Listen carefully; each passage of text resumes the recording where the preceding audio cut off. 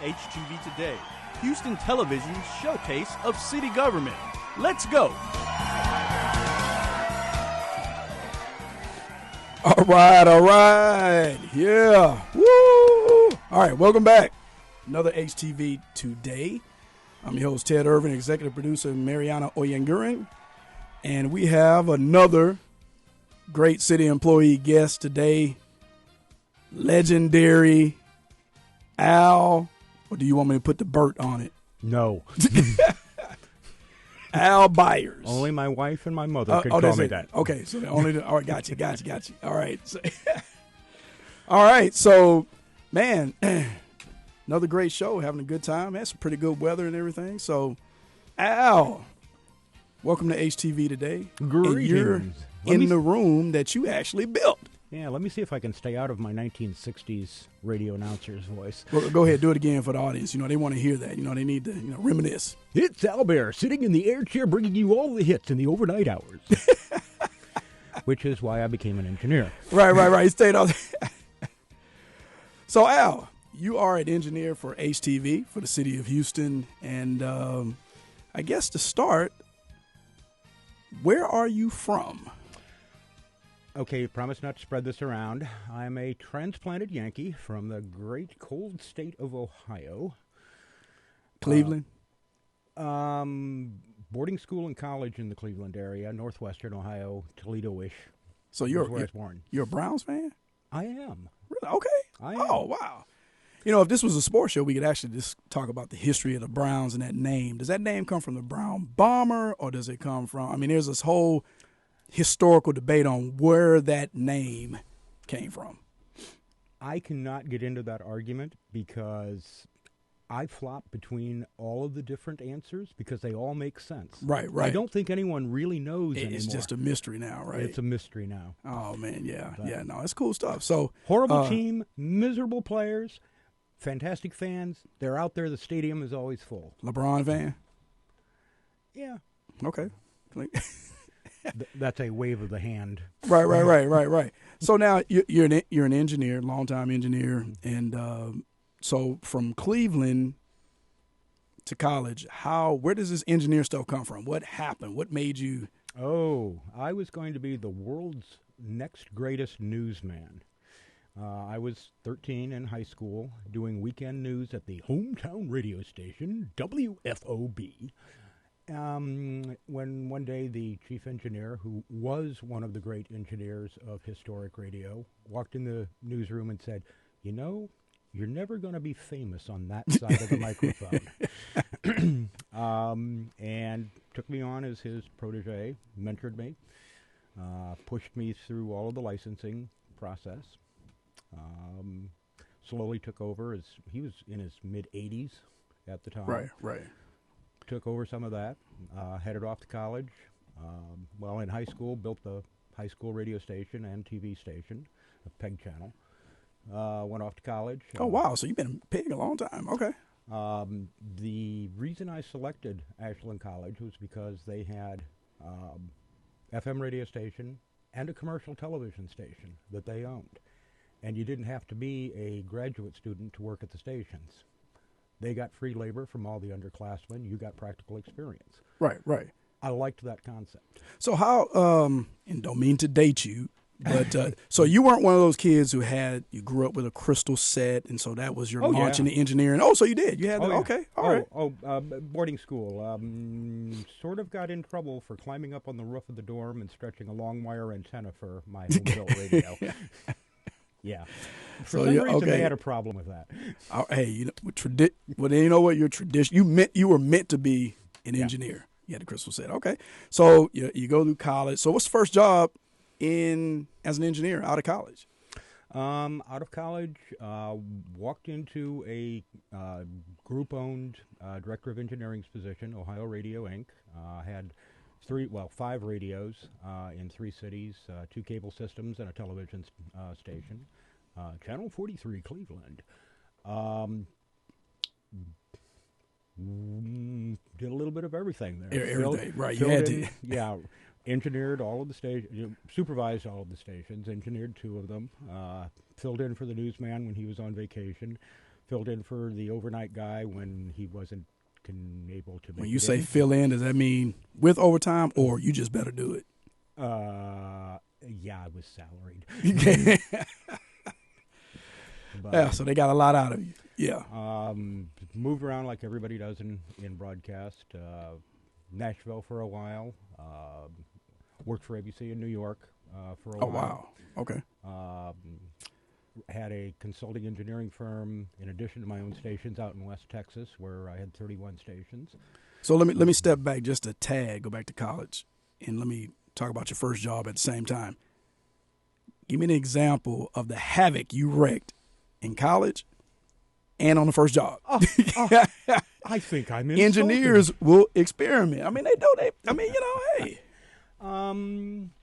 There may have been a few incidents. Right. None of which can I recall off the top of my I'm not head. an engineer, but the tech in me means tamper. Okay.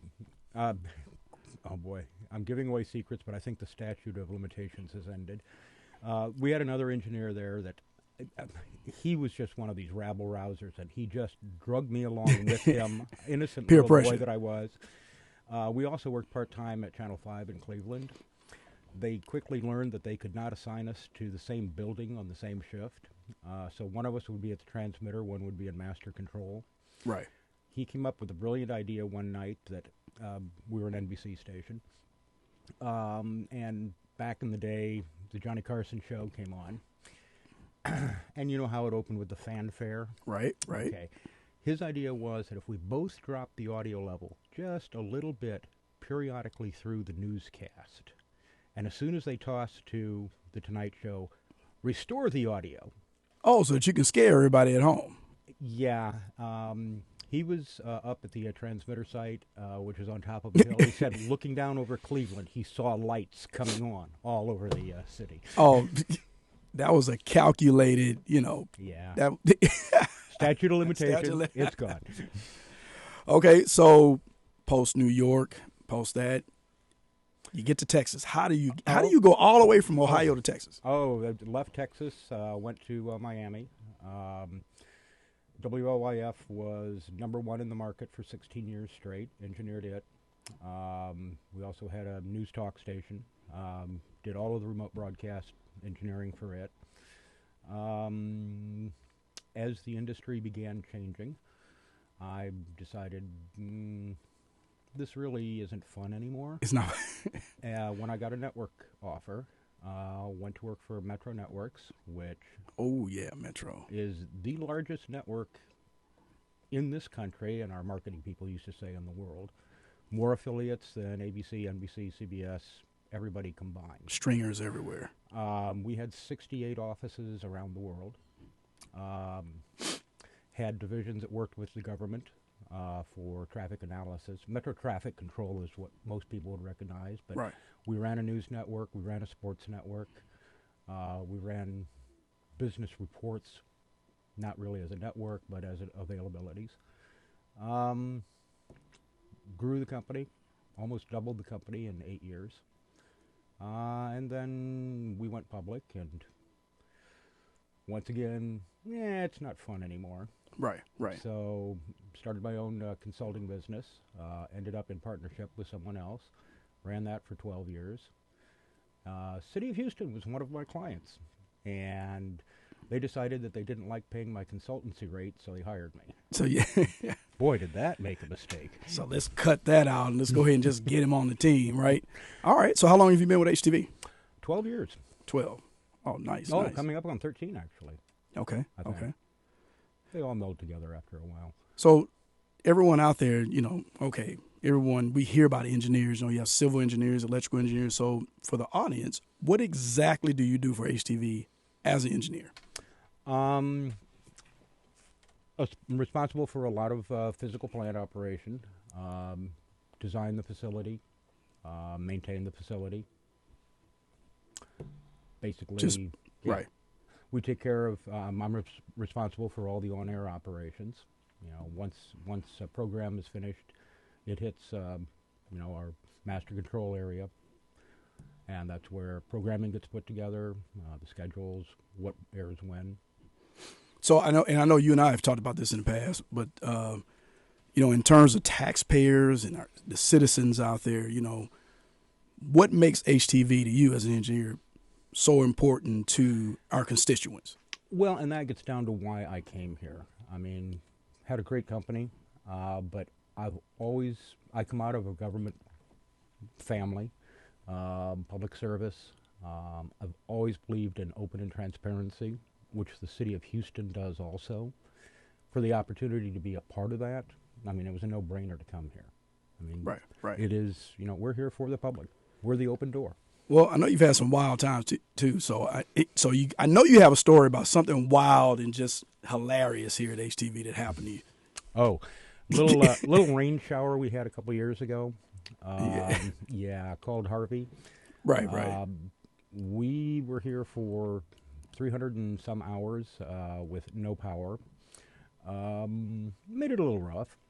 The real capper, though, I think my favorite story out of it was my program director was sitting out on the steps outside the building here cooking waffles and nearly got arrested. They thought he was a vagrant. Right.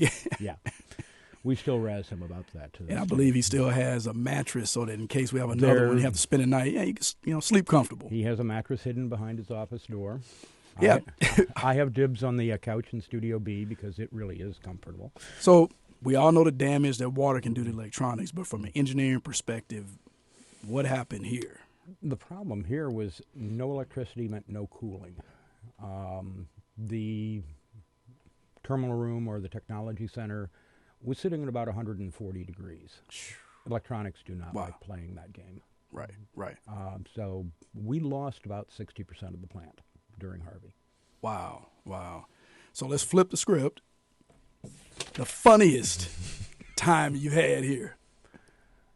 Not Harvey funny, but... Oh, good grief. There are so many. Right. I mean, probably... I don't know whether it was filling 1,100 Post-it notes in Daryl's office for his birthday or filling Terry's office with balloons chest high for her birthday. In case you hadn't noticed, we have some pranksters on the Right, yeah. staff But here. wait a minute, balloons and entire office? You trying to suffocate? No, it was there so when she opened the door. See, Oh, wow. That's good stuff. Okay. Our timer has decided to go odd. Oh, some technical issues. Either that or we've been talking for 1,193 hours. Well, I think we actually have around 2 minutes, about a minute and a half, something like that. So, yeah. No, good stuff. So, future of HTV, what would you like to see in the next 5 years? Let's see here. Kobe wants a cappuccino machine and master control. The jacuzzi we could put at the back end of Studio A. I want a PlayStation and Xbox in the break room. Oh, we'll see about that. Just continuing and growing on what we're doing, serving the public, getting information out there. My other thought about what we should be is we should be the marketing arm for Houston. Houston is an amazing city. It is the most diverse city in the country. It is one of the leading cities of opportunity. There are so many things to do here. We have every activity. We have sports. We have arts. From my figure, you'll notice that we have restaurants. We have dining. We are such a jewel, and I'd like to see us pushing that more. Last thing, folks, Al is the collector of probably close to 4,000 ties. What combination tie are you going to wear tomorrow? Oh, I won't know that until I walk in the closet in the morning. So you don't line them out for the week? No, nope. It is a spirit of the moment. In other words, my eyes are still closed. I reach for the tie rack, and whatever I grab is what it is. Gotcha. Hey, Al, been a pleasure. Thank you, sir. All right. HTV Today, another episode with city employees. All right. Claps, Mariana. Excellent job. Thank you. Yeah.